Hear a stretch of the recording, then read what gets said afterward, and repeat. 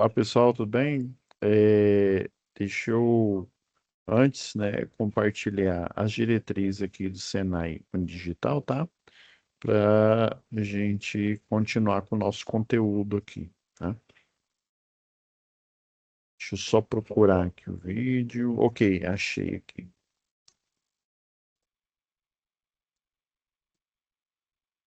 Daqui a pouquinho a gente volta à nossa programação normal, tá?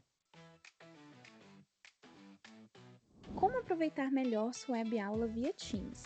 Participar de uma web aula é mais do que entrar na chamada, é estar presente, focado e respeitando o momento de aprender. Vamos às dicas? Escolha um lugar tranquilo, bem iluminado e sem barulhos. Isso ajuda você e toda a turma a manter o foco na aula. Entre na sala alguns minutos antes do horário. Assim você consegue testar a internet, o áudio e começar a aula com calma. Sempre que possível, mantenha a câmera ligada. Isso mostra envolvimento. Mas lembre-se, esteja com roupa apropriada, em um local adequado e cuide do que aparece ao fundo. Você está em um ambiente de aprendizagem. Quer falar? Use o chat ou a função levantar a mão. Respeitar o tempo de fala do outro ajuda todo mundo a participar melhor. Evite distrações durante a aula. Feche outras abas, guarde o celular e foque no conteúdo. Esse é o seu momento de aprender. Em caso de dúvidas sobre o conteúdo, fale com seu tutor ou tutora. Para dúvidas sobre acesso ou uso da plataforma, procure um monitor. Use o AVA, ele é o seu canal direto com a equipe. Você faz parte da aula e a gente está aqui para ajudar você a aproveitar o melhor dela.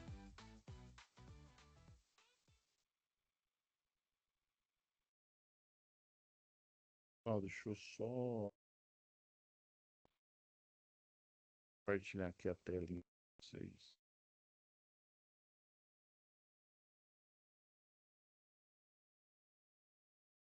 Pessoal, deixa eu pôr aqui na sala de vocês aqui.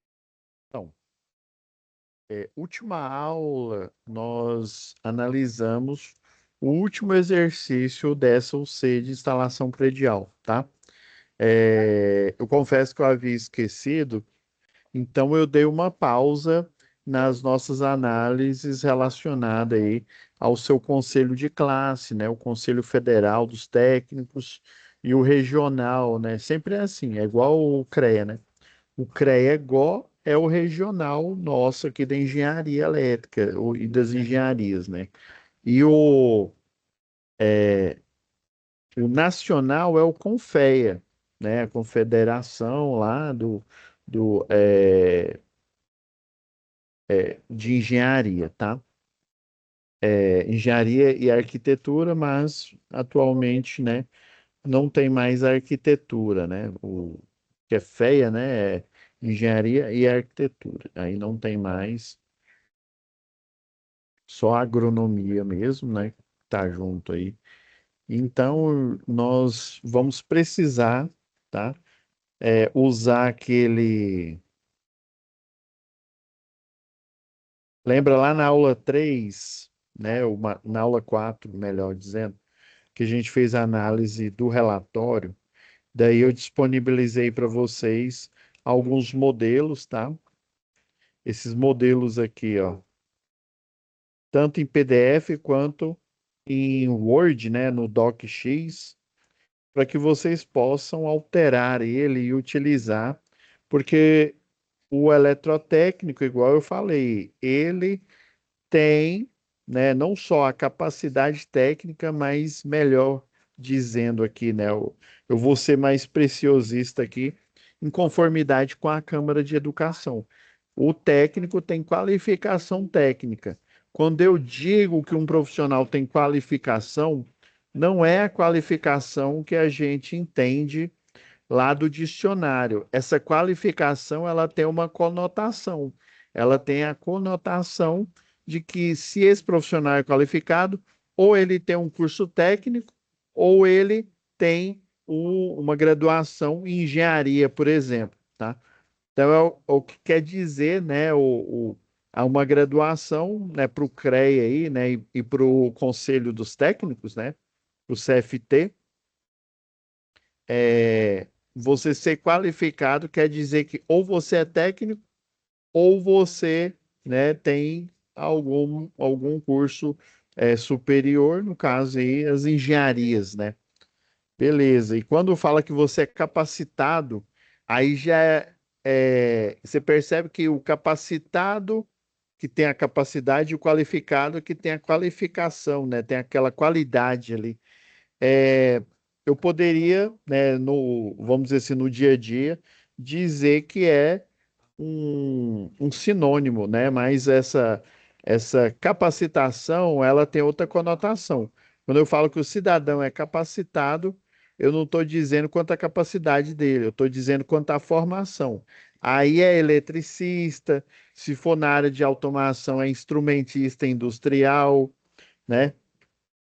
Se eu não me engano, acho que tem instrumentista de laboratório, né, de química. Também ele se encaixa, segundo os ditames aí da Câmara de Educação, né? Ele se encaixa na já ia errando aqui, né? Ele se encaixa na capacitação. Então, eletricistas em geral é o quê? Capacitação. Técnico, né, e engenheiro é qualificação, tá? É, isso, capacitação, qualificação, tá? Vamos hoje analisar, vamos voltar novamente aqui, ó. A gente tinha parado aqui porque eu esqueci, viu? A gente já tinha analisado a atividade um, o fórum, né, na primeira aula, o fórum, atividade um, a atividade 3 que na verdade é a 2 e a atividade 4 que era a que estava faltando, tá? E daí, pessoal, deixa eu pegar aqui a documentação. Vamos fazer uma análise mais profunda aqui, né? Destrinchar.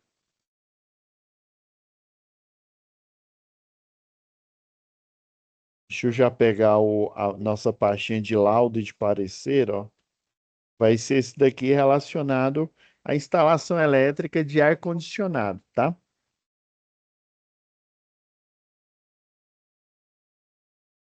Só tirar aqui a marcação de parágrafo.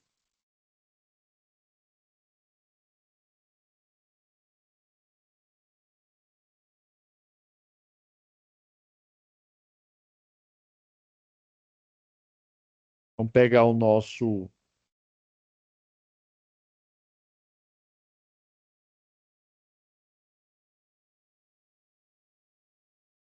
Então, lembram-se que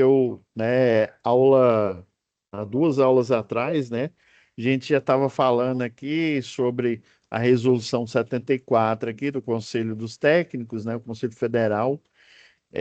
Basicamente, eu vou pegar essa daqui, ó.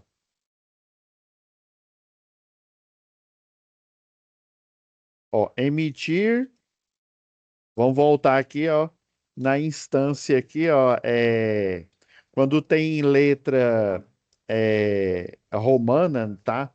Um, dois, né? Números romanos, ele quer dizer, na linguagem jurídica, né? Na linguagem que isso aqui é uma normativa, né? Quer dizer um, um parágrafo, tá? E aí, quando dentro desse parágrafo eu tenho letras, aí o pessoal jurídico aí, né, do jurídico, chama de alínea. A linha A, a linha B, a linha C, tá? Aí quer dizer que você está enumerando, né, vários itens aqui, né, em relação, né, à elaboração e execução de projetos, tá? Daí, lembrando aqui que a gente já começou a ler que ó, dirigir, conduzir, prestar assistência técnica, assessoria no estudo de viabilidade e desenvolvimento de projeto, pesquisa tecnológica, né? De vistoria, ó, ou nos trabalhos de vistoria, perícia, avaliação, arbitramento. Arbitrar é você, é quase como avaliar. Na verdade, o arbitramento é você julgar, tá? Por exemplo, você é chamado para arbitrar, né, julgar ali sobre a capacidade técnica de um eletricista ou de um outro profissional ali, né? Então você está arbitrando, né, julgando aquele profissional para você, né, dar um parecer ali sobre ele. Então tá vendo, ó, vistoria, perícia, ó, trabalhos de vistoria, perícia, avaliação, arbitramento e consultoria em eletrotécnica. Então, nesse caso aqui, eu encaixaria numa consultoria aqui, tá? E num laudo, né? Que é esse item aqui, ó. Emitir, né? Ou seja, emissão de laudos técnicos referente à rede de distribuição, transmissão, de energia elétrica interna ou externa ou de equipamentos de manobra ou de proteção, tá? Isso daqui, rede de distribuição, né? Por exemplo, uma chave fusível, uma chave faca, num circuito externo aí, né? O de distribuição é a infraestrutura, né? Nós vamos, estudar melhor lá em instalações do sistema elétrico de potência, tá? Então, mas aqui, ó, que é interessante é a emissão de laudo técnico. É uma lauda, né? É uma folha, né? Ou seja, você vai fazer um julgamento ali, né? Você pode fazer, né? Porque você pode arbitrar, né? A gente viu aqui, ó.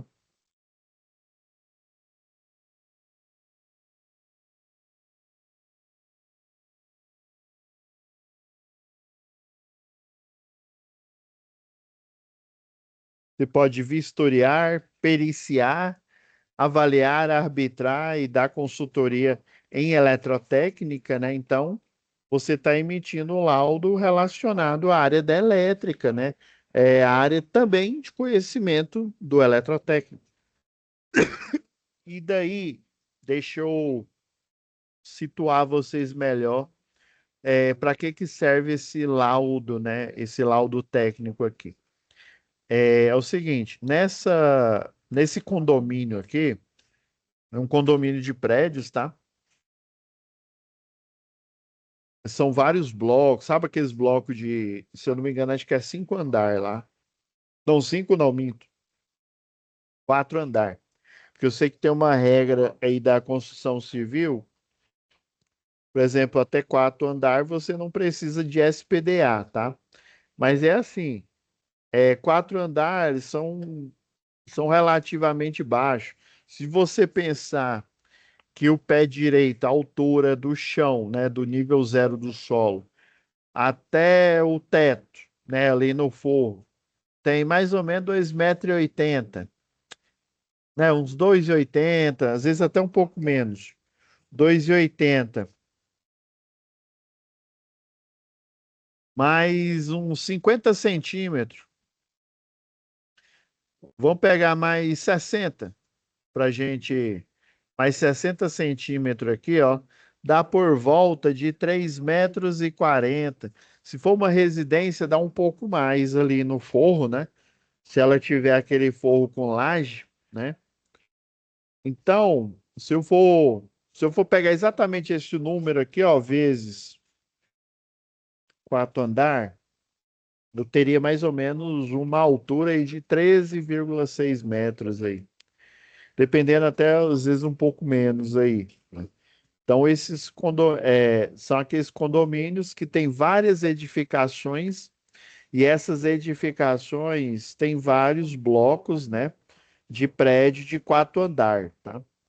E só pela altura, na NBR 5419, que fala sobre sistema de proteção contra descarga atmosférica, não tem, pelo menos, né, até a última vez que eu olhei, eu acredito que ainda continua valendo, tá? Você não tem a necessidade de fazer um SPDA. Porque, ó, você pensa, uma edificação que tem 13,6 metros. Vamos pegar aqui para nós sermos justos aqui, ó, 3,4. Vou pegar um prédio aí que eu já morei, que tinha 24 andares. Não, 25. Eu morava no 24º, 25 andares. Então, vezes 25 dá 85 metros aí, tá? Aí, imagina que você tem um prédio,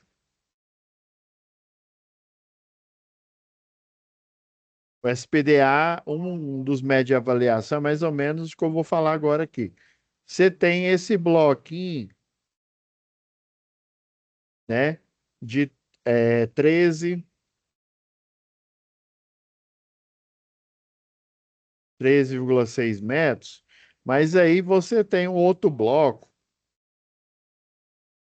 não, outro prédio de 85 metros aqui de altura.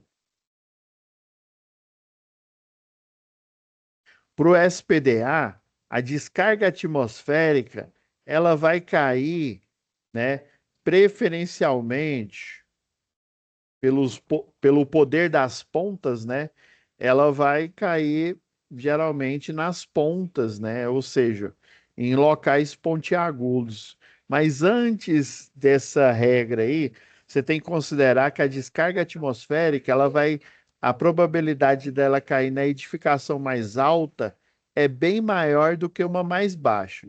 Então, se você tem prédios próximos maiores do que este aqui, já corrobora ainda. Vamos supor que esses blocos eles fossem num descampado ali, igual esses condomínios são, né?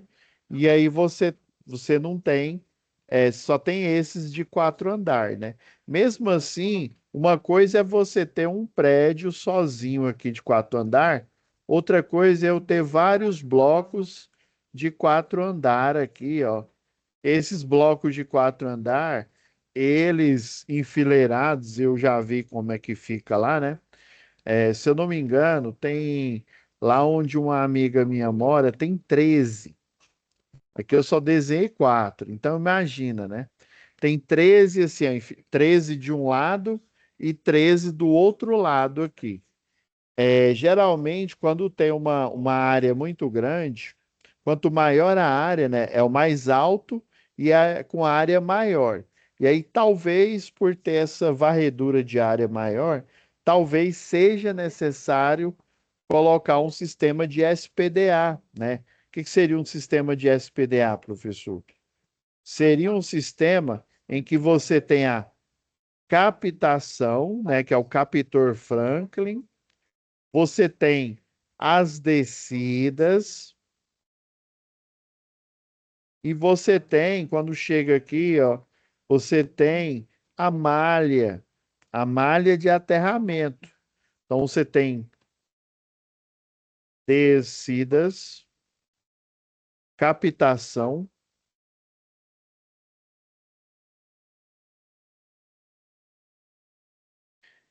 e a malha. O SPDA, ele é composto dessas 3 partes. A malha de aterramento, existe uma NBR só tratando do aterramento em si, tá? Mas o SPDA, ele tem a captação, descida, né? Essa descarga, como ela vai acontecer no mais alto aqui, né? A probabilidade mais alta e o mais pontudo, por isso que ele é pontudo aqui, ele vai descarregar aqui. A questão é que se ele descarrega aqui, essa energia vai ter que dissipar através da descida e depois vai chegar aqui na malha de aterramento e vai se dissipar em superfícies equipotenciais, tá? Então eu posso fazer essa análise também? Pode fazer essa análise. A única restrição clara nessa norma aqui, lembra, eu até comentei, dei spoiler na aula passada, ó, é a carga no sentido de potência, viu? De subestações, né? Ou seja, transformadores que pegam energia da média e transformam na baixa para alimentar a malha de energia ali urbana, para alimentar um grande comércio, um atacadão açaí, por exemplo, ou alimentar uma indústria. Vamos supor a Velha Alimentos, tá? Então, esse laudo aqui, né, olhando aqui, existe, né? Lá eu nem lembro se tinha relacionado a SPDA, tinha uma regra. Quando você entra no condomínio, existe uma regra falando que você tem que, por exemplo, essa regra diz que você não pode instalar ar-condicionado. Por quê, professor? Vamos saber o porquê. Porque quando você olha essa regra, ela de forma aleatória, né, assim, sozinha, ela parece uma insanidade, parece um capricho, né, do síndico do prédio. Aí você pensa, ah, não, é porque esse síndico aqui, eu sei com certeza que no apartamento dele ele vai colocar um ar-condicionado. Mas aí, quando é né, pros condôminos, ele vai colocar essa regra aí. Pode acontecer isso? Pode, tá? Não estou dizendo que não possa acontecer. Mas o motivo principal, tá, pessoal? Vamos lá na nossa tabelinha clássica. É a tabela 1, que é a tabela ó, que a gente quer, que é relacionada, né, à concessionária local, né, Equatorial Distribuição Goiás, tá? Eu falo distribuição porque realmente ela trabalha, né, com a parte de distribuição. Linha de transmissão é outra, inclusive a EDP, né, a portuguesa. Então, quando um projetista, né, você, futuro eletrotécnico, um engenheiro aí, eletricista, até mesmo, às vezes, um eletricista experiente, né? Mas, assim, aquela história, quem tem autorização para fazer projeto e execução, por exemplo, de projeto, só o eletrotécnico e o engenheiro eletricista. O eletrotécnico tem até 800 kVA. Já o engenheiro eletricista, né, ele tem amplos poderes aí, qualquer tipo de carga, ele pode opinar, né? Ele pode fazer projeto, projetar, executar e tudo mais, tá? Então, quando você faz um projeto de um condomínio desse, você vai olhar essa tabela aqui e, obviamente, vai chegar num ponto aqui, ó, o trifásico, categoria um, 2, 3, 4, 5. Categoria 5, ele vai ter uma carga até de 75 kV, tá? Esse daqui é o último consumidor, que inclusive ó, é um disjuntor trifásico de 125, né, amperes. Antigamente, essa carga aqui, pessoal, você já teria que ter um condomínio, né? Uma subestação no condomínio. O que seria o projeto? Eu não vou falar industrial, mas o industrial, com certeza, por ter uma carga maior, ele vai ter um transformador próprio. Uma residência comum, né, individualmente, ela não tem transformador próprio. Esse condomínio, ele tem, eu não me lembro qual que era o transformador, a subestação dele, tá?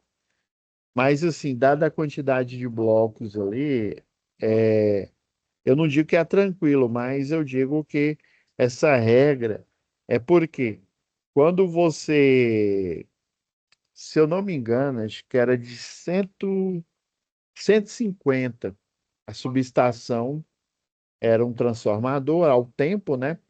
Era de 150, vários blocos, tá? E assim, 150, dependendo da quantidade de blocos, é tranquilo. Aí, como tinha muitas, eu me lembro que era 4 por andar, né? Então, 4 apartamentos para 4 andar, né?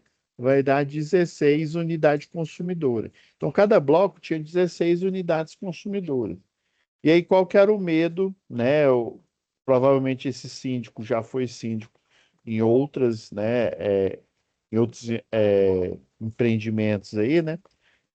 Qual que é o medo? É o pessoal comprar ar-condicionado. Quando o pessoal compra ar-condicionado, geralmente a pessoa física, né? Estou falando de pessoa física, porque é o cidadão comum. A pessoa jurídica, é uma empresa, né, uma indústria que tem um orçamento, ela tem uma necessidade, né? Ela coloca vários ar-condicionados, inclusive tem contrato de demanda, né? Já uma pessoa física, não, dependendo das condições dela aí, né?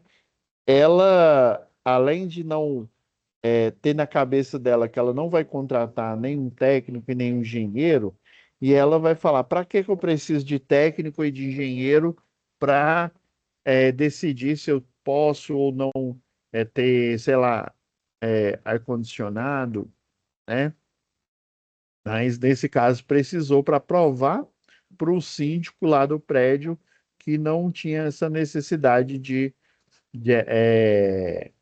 isso aqui era o regimento, ele falava que não era permitido.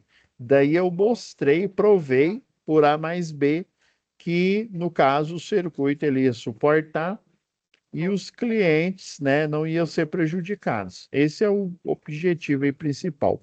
Mas quando for num condomínio desse, é bom vocês olharem. Eu olhei lá, o transformador era de 300, tá? Não, era de 300 mesmo. Não era de 150, não. E aí eu calculei pela quantidade de apartamentos lá, né, que esse condomínio tem.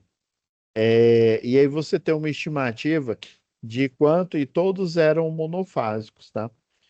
De quantos, qual que é a carga alocada para cada um desses apartamentos aí. Então, se a pessoa física, ela tem ideia de que não precisa contratar nem eletricista, nem técnico, nem engenheiro, você concorda que se ela não pede orientação e ela não tem essa orientação, ela vai acabar comprando, sei lá, um, um ar-condicionado de 18 mil BTU. Eu acho, né, esse meu achismo não é um achismo por achismo, né? Na minha opinião técnica, né, é uma residência aí genérica comum, vou dizer uma comum, ela não tem a necessidade de um ar-condicionado de 18 mil BTU, tá? Mas, né, porém, contudo, todavia, era essa a potência desse cliente, tá? Eu até orientei, eu falei assim, olha, depois você troca, você pode vender esse ar aqui e comprar um de 9 mil, que é tranquilo, tá? Ó, um de 9 mil, um de 7 mil aí, por exemplo, né? Os modelos mais antigos. 7 mil, 9 mil BTU, tá passando de bom, cara. 18 mil BTU é muito acima do que você precisa aí num quarto. Geralmente, uma pessoa física, ele coloca o ar-condicionado para ficar lá no quarto dele, no quarto do casal, ou sei lá, lá na sala. Não tem toda essa necessidade, tá, pessoal? Então é isso que você tem que entender aí. E então, por essa questão aí, eu não sei de onde, eu nem perguntei, né? Eu só apresentei, fiz o estudo lá, né? Apresentei para o síndico esse parecer técnico, esse laudo, né? Com parecer técnico, né? Provando, analisando a potência dos equipamentos que tem lá, né? E mesmo esse de 18 mil BTU, tá? Eu sei que dependendo aí, se você olhar numa tabela de uma concessionária aqui de energia, por exemplo,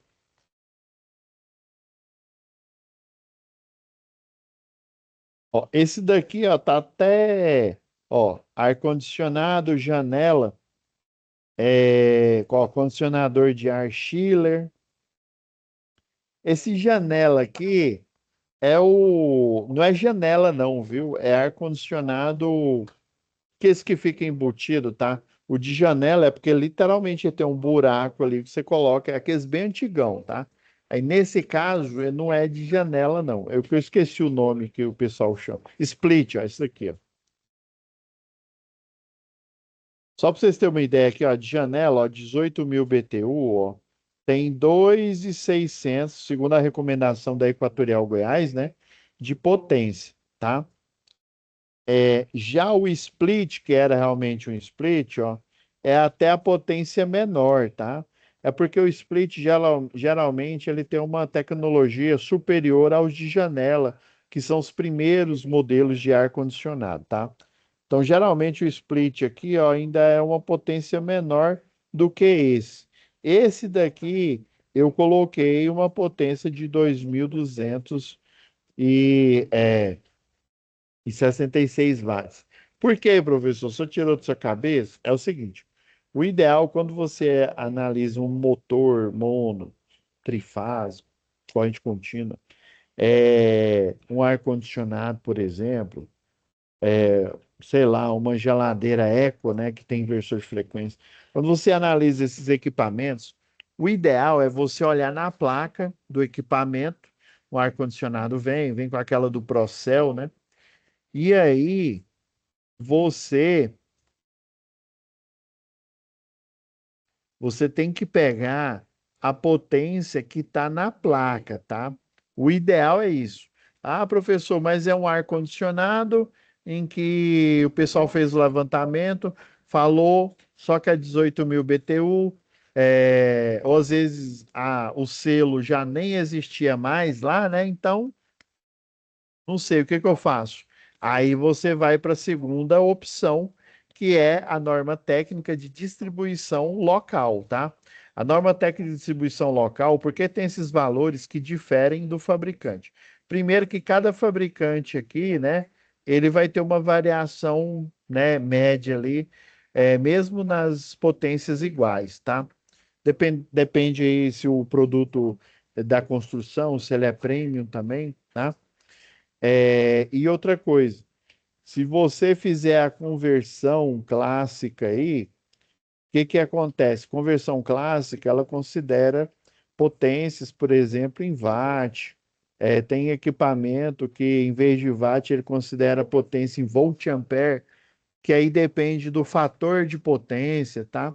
Aí, como que um técnico, um engenheiro da Equatorial Goiás vai criar essa tabela aqui?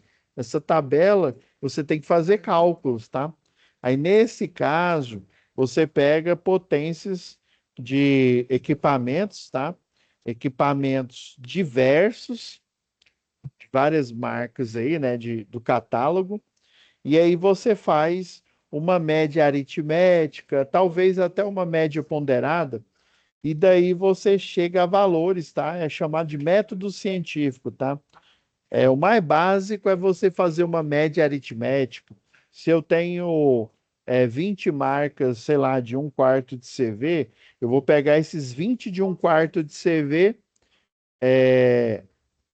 somar e dividir por 20, que aí eu vou ter a potência, pegar a potência equivalente, tá? Que está lá na placa, ou no catálogo.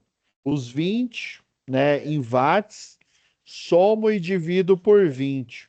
Aí você vai ter uma potência equivalente em watts média, né? Uma média aritmética, ou uma média, dependendo, média harmônica, uma média geométrica, né? Mas geralmente é uma média simples, né? Uma média aritmética, uma média ponderada, que aí tem pesos, né? E depende, né? Dependendo do método. Mas assim, uma média aritmética simples é uma das primeiras ferramentas de estatística que um eletrotécnico, um engenheiro eletricista lida em um laboratório, tá? Num laboratório, por exemplo, de teste, de aferição, tá? Então, essa tabela aqui, ela foi feita nesse critério, né? Médias, no mínimo, você não pode simplesmente pegar um valor aqui, e fazer a conversão do cálculo aí, né? Igual, por exemplo, um CV, né? Igual a 736 watts. Um cavalo vapor é igual a 746, né? Um BTU aqui, por exemplo, vamos ver aqui. BTU não me lembro de cabeça aqui, tá?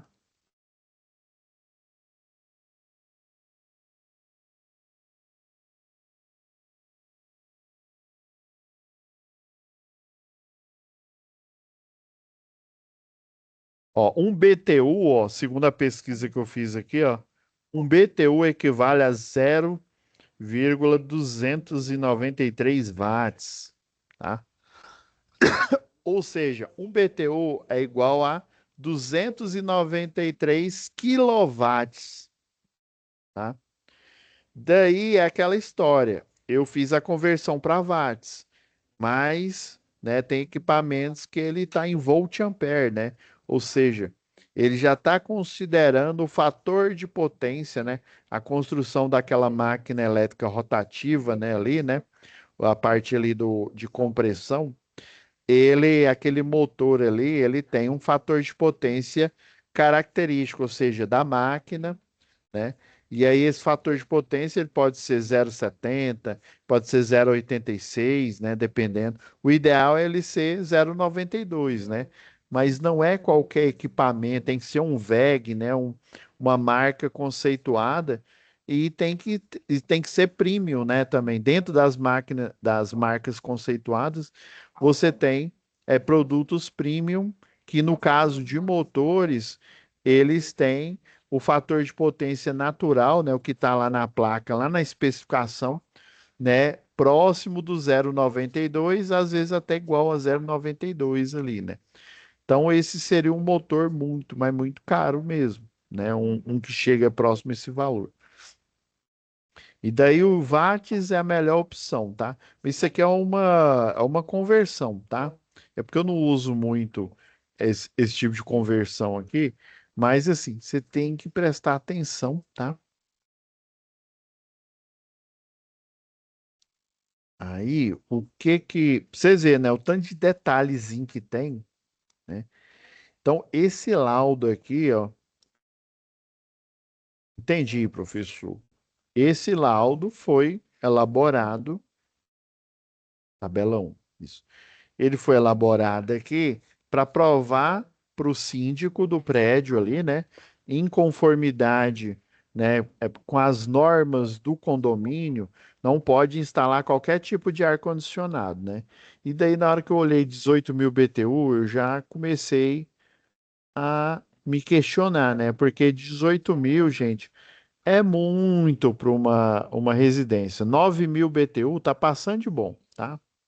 Eu sei que, professor, eu fiz o curso de refrigeração, eu fiz o curso assim, assim, assado. Não é bem assim, não. Eu sei que não é bem assim. Depende da quantidade de fontes de calor que está no ambiente, tá? Eu sei que depende dessa variável aí, né?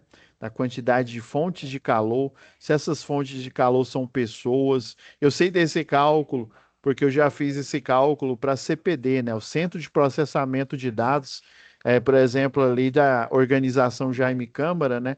Você tem a parte, né? A, os servidores, né? Aí os servidores, eles emitem uma quantidade ali de caloria, né? Então, a central de ar-condicionado era bem pesada mesmo. Inclusive, se você entrasse lá no CPD, você tinha que entrar com uma japona, porque era extremamente, mas extremamente frio, tá? Dada a necessidade e eram servidores, era um servidor bom, viu? Da Dell, os muito bons, assim, e assim, tinha que ter um frio extremo lá para fazer o resfriamento aí dos servidores aí. Então depende da quantidade de fonte de calor que tem no ambiente, tá? Se essas fontes de calor elas são fixas, no caso dos servidores eram fixas, né?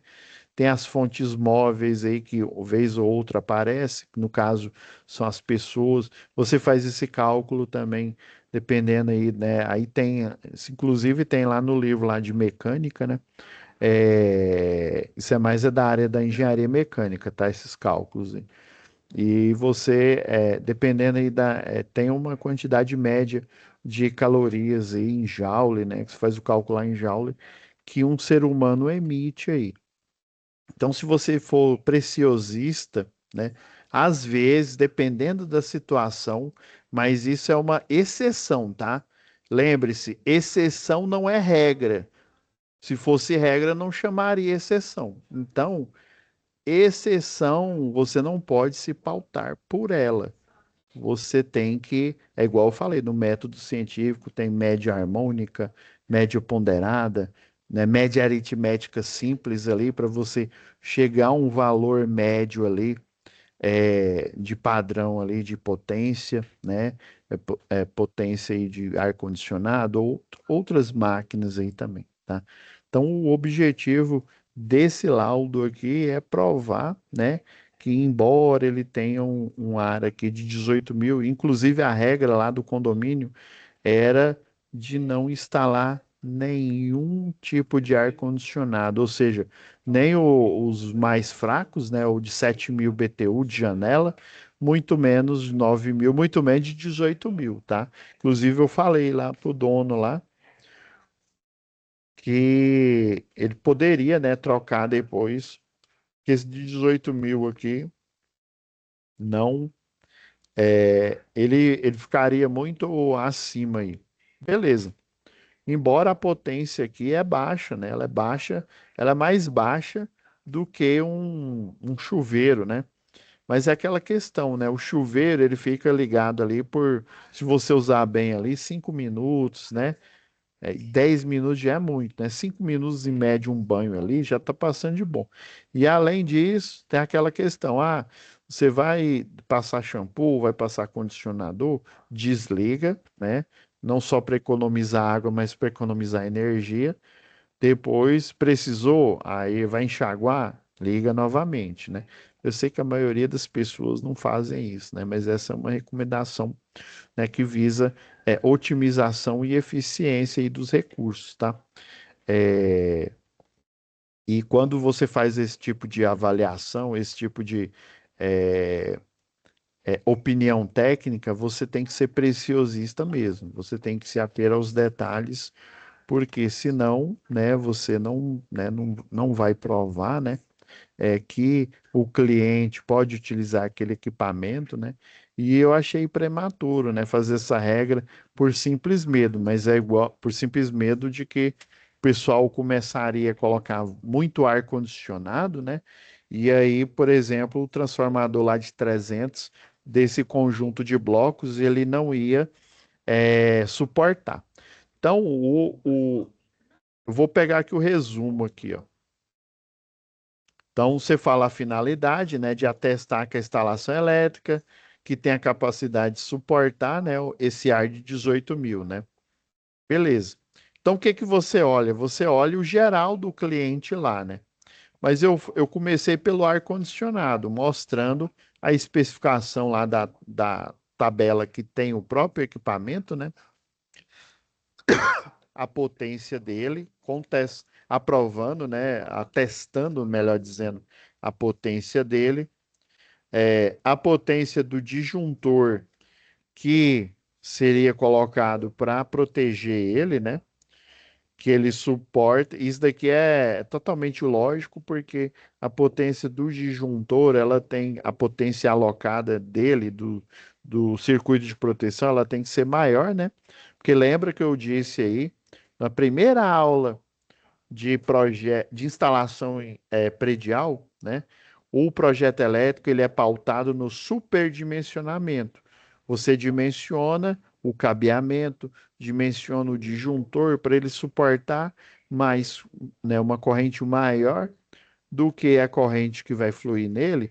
Por quê? Porque a fiação ela tem que funcionar sem derreter, né? Porque aí causaria um curto, um incêndio. E o disjuntor, ele tem que estar no sistema só para proteger contra sobrecarga, ou seja, potência acima do que ele foi projetado, ou curto-circuito. Que aí no curto-circuito, lembra que a resistência ela tende a zero. Quando ela tende a zero, lá pela primeira lei de Ohm, né? É o limite, né? Eu até expliquei para vocês. Quando tende a zero, o que que vai acontecer? A resistência tende a zero, a corrente ela vai tender ao infinito, ou seja, um valor tão alto que vai aparecer nela e vai se manifestar na, na forma de arco elétrico, tá?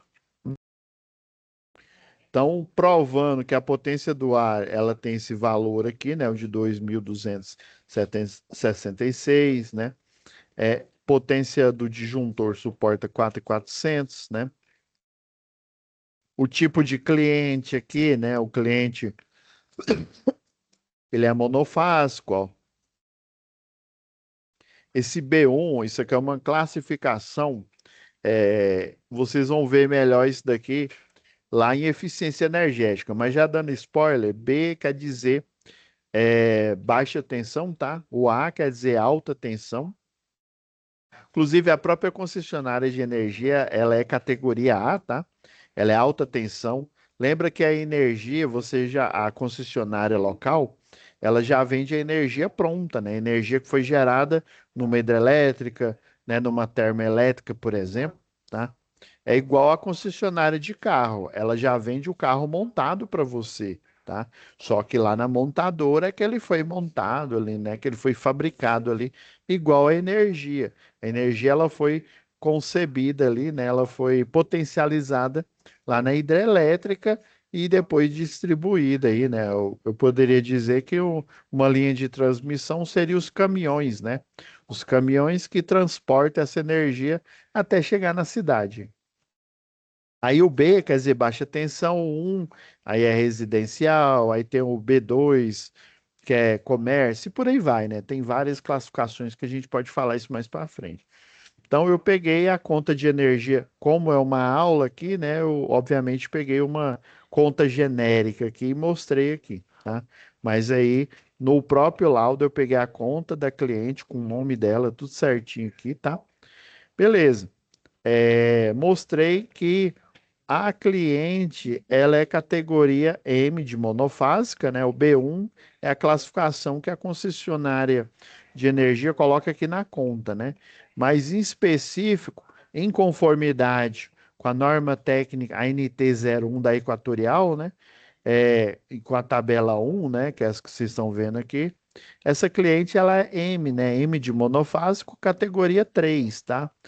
Então, eu realmente fui lá no quadro de distribuição, fui lá na medição, verifiquei que realmente, se não me falha a memória, era de 60, isso, era 60 amperes, tá? O disjuntor geral dela aqui, né? Então, inclusive a concessionária recomenda 60 ou 63. Beleza. Atestei e vi lá, né? E aí, com os cálculos aqui, né? Mostrando esse quadro, ele suporta uma corrente máxima de 54,54 amperes aqui, né? Então, ele suporta uma potência máxima de 13.200, né? O que está bem acima, né, em conformidade com o projeto elétrico, do M3, né? Do categoria M3. Mas isso é normal, né? O geral, ele tem que proteger, né? Relacionado a essa potência aqui, tá? Então, né? Inclusive, na sua RT, né, na sua TRT, termo de responsabilidade técnica, você vai colocar esse último texto aqui, ó. Dependendo da quantidade de caracteres lá, às vezes ela é menor, então você tem que dar uma enxugada nesse texto aqui, né? Falando que há convicção técnica, conformidade com a RT, número tal, né? Que é essa RT que você está assinando, né? é, no órgão de competência, né, que é o CFT, né, o Conselho Federal dos Técnicos, em anexo, que o quadro de distribuição da contratante, né, suporta a carga de ar, né, respeitando a NR, né, que é, no caso, a NR10, e a NBR 5410, né, citadas aqui, né, que foram supracitadas no corpo do laudo, tá? Sem prejuízo à instalação elétrica da cliente e do edifício, né? Beleza, então você apresenta esse laudo aqui junto com a RT em anexo, e aí apresenta lá para o condomínio, né? Porque assim, por que que o síndico, as normas lá, falava que você não pode colocar qualquer ar-condicionado? Essa questão, né? É o medo de o pessoal, como no, se não existisse regra, você concorda comigo que fulano ia colocar 18 mil, ciclano ia colocar, sei lá, 24 mil BTU, e, como se diz, o céu é o limite, né? Tem maluco para tudo. E aí o que que ia acontecer? A medição daquele prédio não ia suportar, tá? E aí é aquela história, quer colocar ar-condicionado? A regra é que não pode. Mas se você apresentar um laudo, um atestado feito por um profissional habilitado, ou seja, habilitação quer dizer que ele é qualificado, né? Que ele tem um curso técnico ou curso superior em engenharia elétrica e ter o registro no conselho de classe dele, né? Aí sim foi um profissional que fez inspeção visual, né?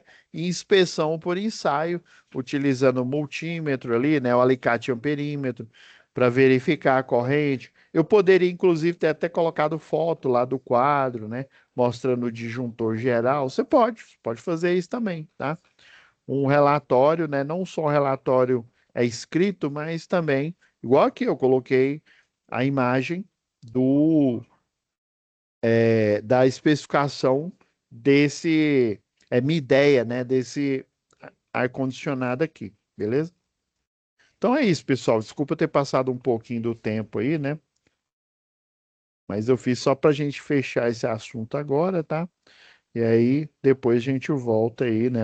Amanhã, ó, próxima aula, com a continuação aí dos conteúdos, tá? Então, análise já do das atividades já foram, né, já foram feitas. Então a gente está ampliando, né, os horizontes aqui nos conteúdos, né, no que tange aí a instalação elétrica predial, tá?